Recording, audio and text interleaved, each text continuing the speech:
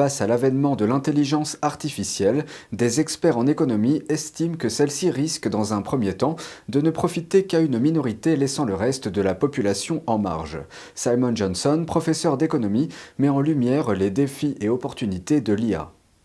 Selon certains économistes, si à l'époque médiévale, la révolution apportée par la charrue n'a pas permis aux paysans européens de sortir de la pauvreté, ce serait en grande partie parce que leurs dirigeants auraient utilisé les bénéfices de la production accrue pour construire des cathédrales. Et des économistes estiment qu'une situation similaire pourrait se produire avec l'intelligence artificielle, les avantages annoncés ne profitant qu'à une minorité plutôt qu'au grand nombre. Bien sûr, chaque époque est différente, chaque technologie est différente. Le point d'impact, la manière dont elle affecte les emplois, la manière dont elle affecte les opportunités pour les entreprises, tout cela est différent. Mais nous savons, grâce aux expériences répétées, comment le brevet va se dérouler, quel type d'opportunités vont se présenter et quels types de risques sont également présents. Johnson souligne que l'IA peut avoir un effet néfaste sur l'emploi. Il pense que comme de nombreuses transformations technologiques, elle finira par profiter à la plupart des gens.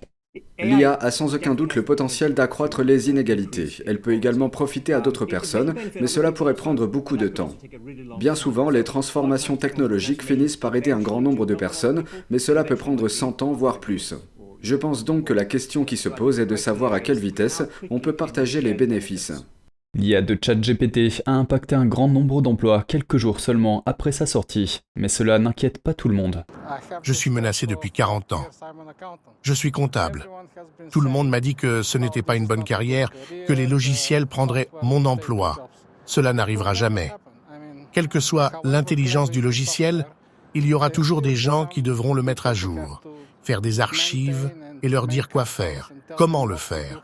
Et ils seront donc d'une grande utilité pour le logiciel. J'utilise des logiciels et je ne pense pas qu'il y aura une extinction des comptables.